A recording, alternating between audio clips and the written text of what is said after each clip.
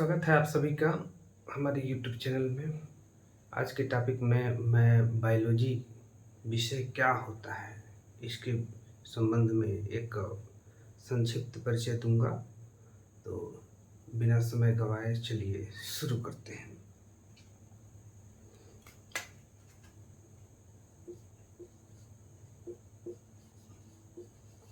Biology या जीव विज्ञान, बायोलॉजी या जीव विज्ञान। जीव विज्ञान,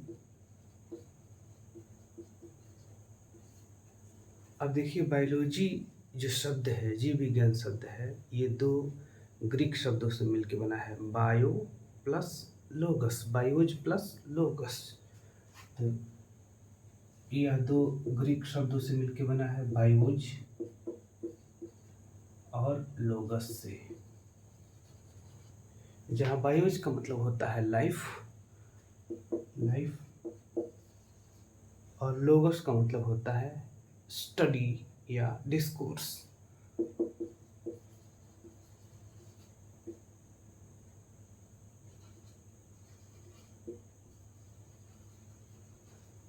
लाइफ का मतलब होता है जीवन, और डिस्कोर्स का मतलब होता है अध्ययन।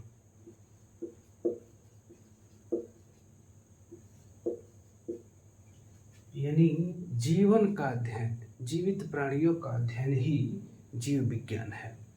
जीवन का अध्ययन, जीवन या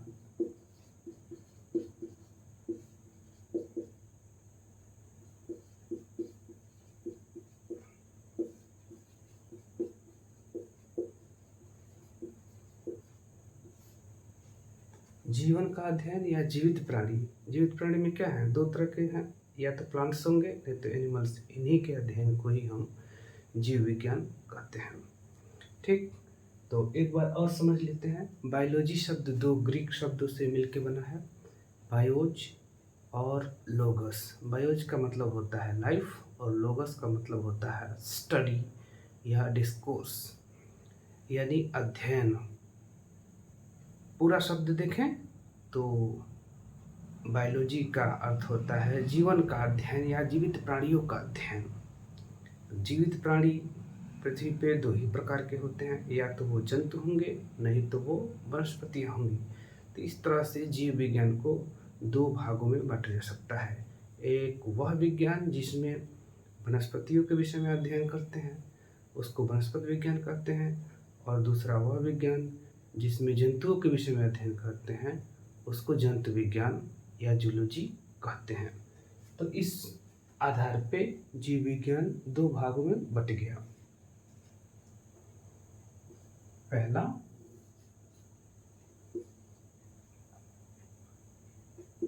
जूलॉजी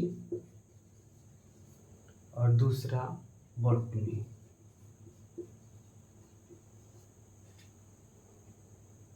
पहला जूलॉजी, दूसरा बॉटनी। अब जूलॉजी का मतलब होता है प्राणी विज्ञान, और बॉटनी का मतलब होता है वनस्पति विज्ञान,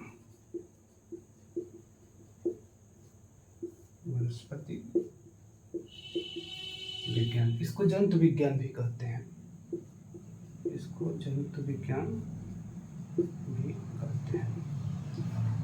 अब जूलॉजी शब्द ये दो ग्रीक शब्दों से मिलकर बना है, जुआन और लोगस। ये दो ग्रीक शब्दों से मिलकर बना है।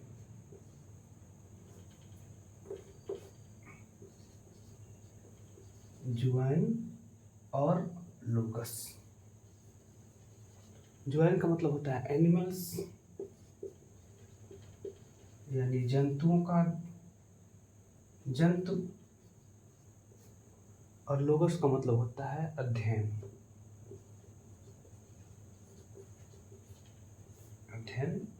डिस्कोर्स या स्टडी। यानी जंतुओं के अध्ययन को ही जंतु विज्ञान कहते हैं। यानी जीव विज्ञान की वह शाखा जिसके अंतर्गत जंतुओं का अध्ययन किया जाता है उसे जंतु विज्ञान कहते हैं। The branch of the biology in which study of animals is done called as zoology. जीव विज्ञान की वह शाखा जिसके अंतर्गत जंतुओं का अध्ययन किया जाता है उसे जंतु विज्ञान कहते हैं। वैसे ही ये बॉटनी शब्द भी ग्रीक शब्द बोटेन से मिलके बना है। बोटेन, बोटेन का मतलब होता है हर्ब्स। हर्ब्स, हर्ब्स का मतलब होता है पेड़ पौधे, शाक शाक पात, पेड़ पौधे, है ना, यानी वनस्पतियाँ। बॉटनी का मतलब क्या हो गया? वनस्पतियाँ, यानी वनस्पतियों के ही अध्ययन को हम वनस्पति विज्ञान कहते हैं। पेड़ पौधों के अध्ययन को ही हम वनस्पति विज्ञान कहते हैं। ठीक, एक बात छूट रहा था, उसको हम बता दें। जीव विज्ञान शब्द का सर्वप्रथम प्रयोग लेमार्क और ट्रेवेरिनस नामक वैज्ञानिक ने 1802 ईस्वी में किया था। तो देख लेते हैं।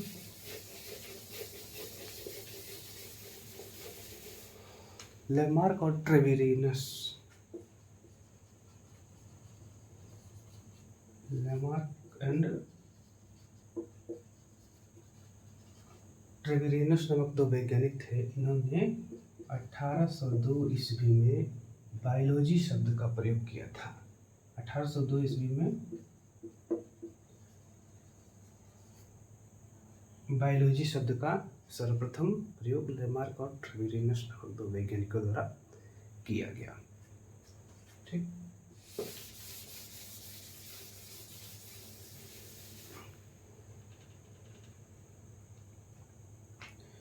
अब चलिए देख लेते हैं father of biology. Father of biology ये अरस्तु को कहते हैं। एरिस्टोटल, एरिस्टोटल यानी अरस्तु को फादर ऑफ बायोलॉजी कहते हैं। फादर ऑफ जूलॉजी ये भी अरस्तु को ही कहा जाता है। एरिस्टोटल को फादर ऑफ जूलॉजी कहते हैं। Father of science, father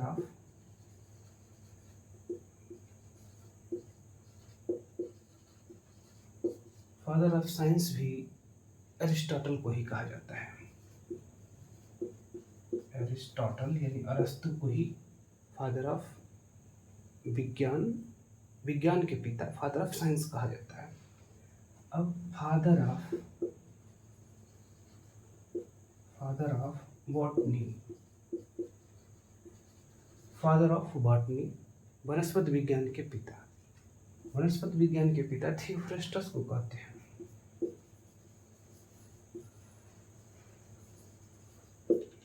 Theophrastus को वनस्पति विज्ञान का पिता कहते हैं।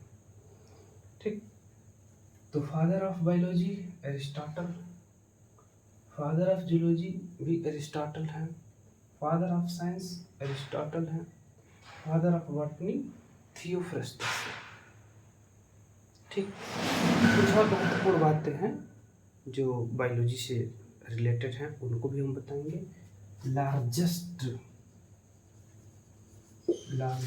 प्लांट, सबसे बड़ा पौधा, सबसे बड़ा पौधा, बड़ा, और एक होता है लंबा। बड़ा का मतलब होता है जो लंबाई चौड़ाई दोनों में ज़्यादा बड़ा हो, उसको बड़ा कहेंगे। और जो केवल लंबाई में लंबा हो उसको लंबा कहेंगे। तो बड़ा जिसमें लंबाई चौड़ाई दोनों हो, और लंबा का मतलब जिसमें केवल लंबाई हो। क्लियर? तो सबसे बड़ा वृक्ष पृथ्वी का कौन सा है? तो ये एक जिम्नोस्पर्मिक प्लांट है, एक अनावृतबीजी पौधा है, और इसका नाम है सिकोया, सिकोया सेम्परवायरेंस।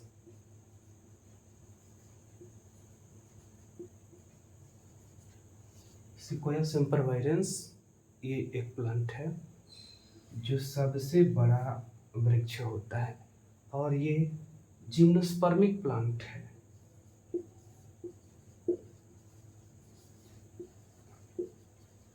जिम्नोस्पर्मिक प्लांट है, यानी आवृतबीजी पौधों में से एक पौधा ये है। आवृतबीजी के अंतर्गत आता है। अनावृतबीजी जो पौधे होते हैं उन्हीं समूह से ये पौधा आता है, सिक्वोया सिम्परवाइडेंस। ठीक, और इसकी लकड़ी चूंकि रेड कलर की होती है इसलिए इसको रेडवुड ट्री भी कहते हैं। इसकी लकड़ी लाल रंग की होती है इसलिए इसको रेडवुड ट्री कहते हैं। ठीक, चलिए आगे देखते हैं।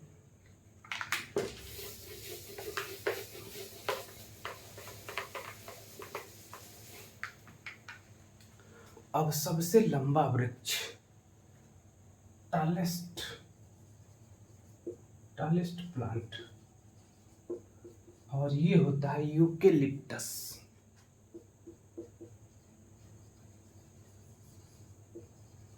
यूकेलिप्टस सिट्रियोडोरा।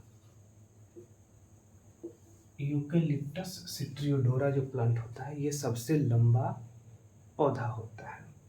तो सबसे बड़ा हो गया, सबसे लंबा हो गया। अब चलिए देखते हैं सबसे बड़ा जंतु। तो लार्जेस्ट एनिमल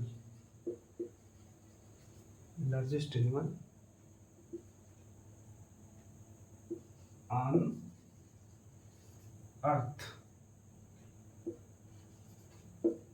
पृथ्वी पर पाया जाने वाला सबसे बड़ा स्थलीय जंतु, तो ये अफ्रीकन एलिफेंट होता है। अफ्रीकन एलिफेंट, अफ्रीका में पाया जाने वाला जो हाथी है पृथ्वी का सबसे बड़ा जंतु है। अब देखिए ये एक कशेरुकी है। कशेरुकी माने वर्टिब्रेट है, इसमें रीढ़ की हड्डी पाई जाती है। तो कई बार ये पूछा जाता है कि पृथ्वी पर पाया जाने वाला सबसे बड़ा वर्टिब्रेट या सबसे बड़ा कशेरुकी जंतु का नाम बताइए, तभी हम बताएंगे अफ्रीकन एलिफेंट ही। तो ये लार्जेस्ट वर्टिब्रेट ऑन अर्थ है, पृथ्वी पर पाया जाने वाला सबसे बड़ा रीढ़धारी है ना, कशेरुकी है। तब उत्तर हमारा हमेशा क्या रहेगा? अफ्रीकन एलिफेंट रहेगा। अब पूछा ये जाता है दूसरा, सबसे बड़ा अकशेरुकी जंतु कौन सा होता है? तो लार्जेस्ट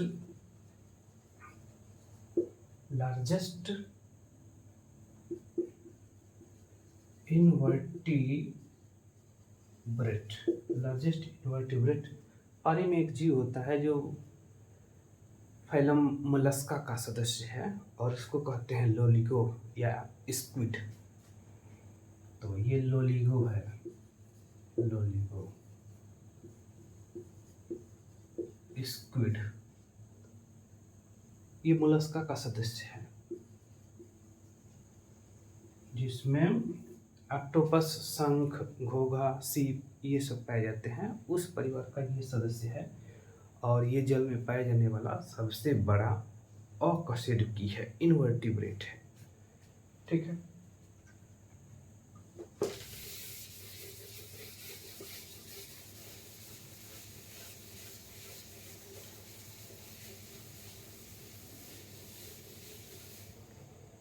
तो सबसे बड़ा स्थलीय जंतु, सबसे बड़ा जलीय जंतु हो गया, सबसे बड़ा स्थलीय वृक्ष, सबसे लंबा स्थलीय वृक्ष, इसकी बात हो गई। अब हम बताएंगे जीवन क्या है, व्हाट इज लाइफ, लाइफ क्या है, what is life.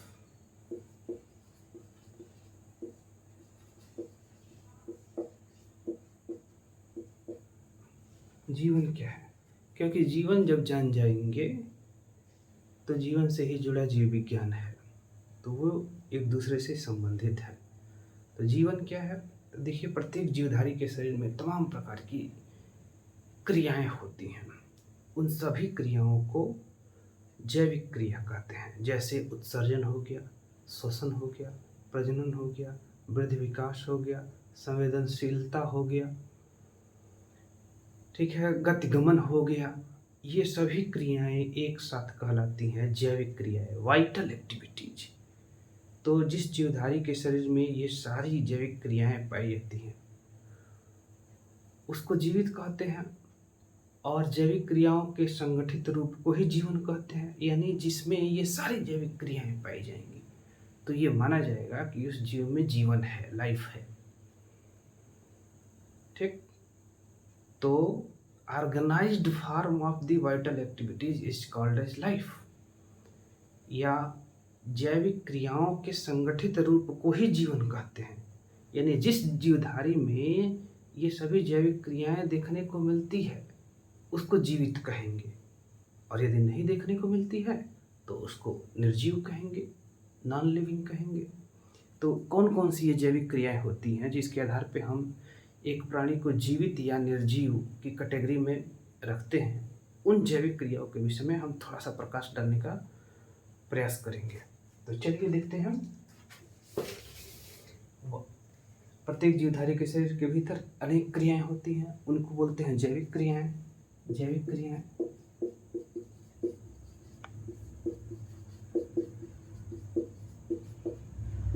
Vital activities,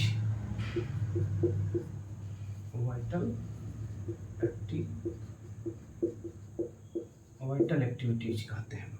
और इन जैविक क्रियाओं में क्या क्या होता है तो पहला लिख लेते हैं, श्वसन। श्वसन होता है, रिस्पायरेशन, रिस्पायरेशन। दूसरा हो गया रिप्रोडक्शन, प्रजनन, माने अपने जैसे ही जीवधारियों को पैदा करने की क्षमता, ये प्रजनन कहलाता है, रिप्रोडक्शन।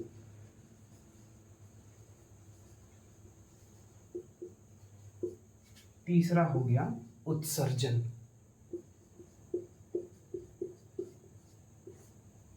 इसको एक्सक्रीशन कहते हैं, एक्सक्रीशन। ठीक है, इसके बाद हो गया ग्रोथ, वृद्धि, वृद्धि विकास, ग्रोथ।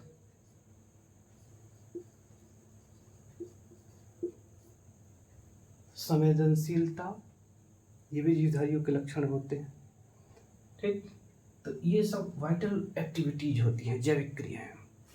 अब ये सारी क्रियाएं जिन जीवधारी के भीतर पाया जाता है तो ये माना जाएगा कि इस जीवधारी के भीतर लाइफ है, जीवन है। तो जैविक क्रियाओं के संगठित रूप को ही जीवन कहते हैं, यानी जिस जीवधारी के शरीर के भीतर ये सारी जैविक क्रियाएं देखने को मिले तो उस प्राणी को हम जीवित कहते हैं। तो यहाँ जीवन क्या है इसकी परिभाषा हम समझ गए, क्या समझे? तो यहाँ हम लिख देते हैं,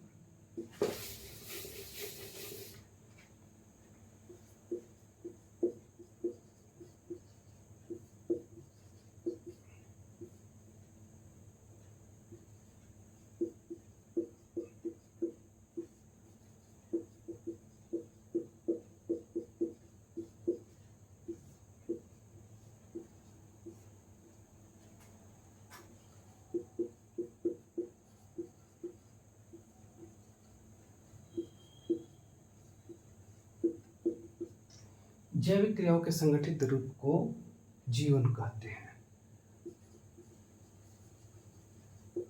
organised form of vital activities is called as life. यानी जैविक क्रियाओं के संगठित रूप को ही जीवन कहते हैं। जिन जीवधारियों के भीतर ये सारी जैविक क्रियाएं देखने को मिलती है उनको जीवित प्राणी की कैटेगरी में रखा जाता है, और जिनमें ये सारी जैविक क्रियाएं देखने को नहीं मिलती हैं उनको निर्जीव माना जाता है। ठीक, अब देखिए जीवधारियों के शरीर के भीतर तमाम जैविक क्रियाएं होती हैं, उसी जैविक क्रियाओं में से एक क्रिया है उपापचय। उपापचय, मेटाबॉलिज्म।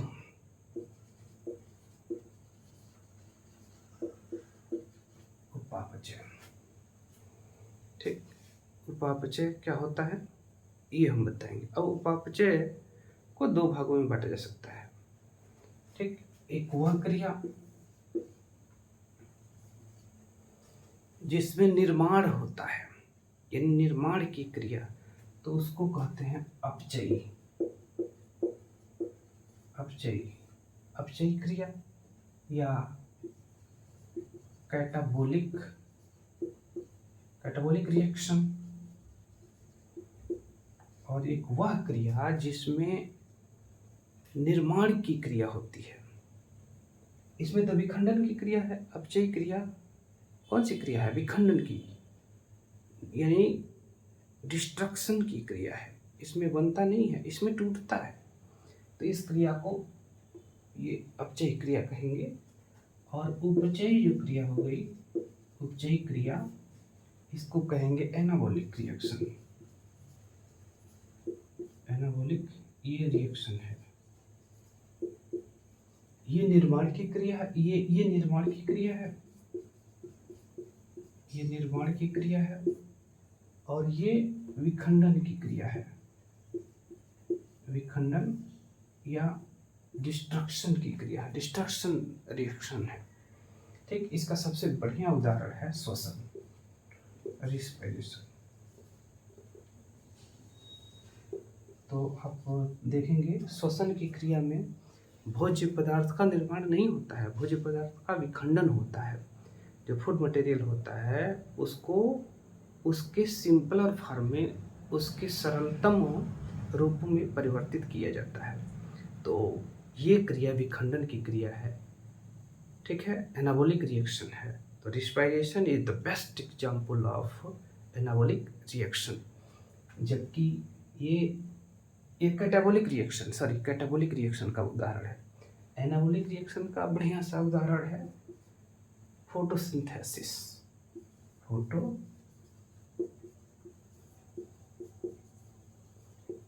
प्रकाश संश्लेषण की जो क्रिया है ये निर्माण की क्रिया है और इसको एनाबॉलिक रिएक्शन के अंतर्गत रखा जाएगा। ठीक। तो ये बहुत इम्पोर्टेंट है, इसको हम ध्यान में रखेंगे। तो ये बायोलॉजी का एक संक्षिप्त परिचय रहा। उम्मीद करते हैं आपको ये वीडियो ज़रूर पसंद आया होगा। तो यदि आपको वीडियो पसंद आए तो हमारे चैनल को लाइक करिए, सब्सक्राइब करिए और अपने दोस्तों में इसको शेयर भी जरूर करिए। बहुत बहुत धन्यवाद।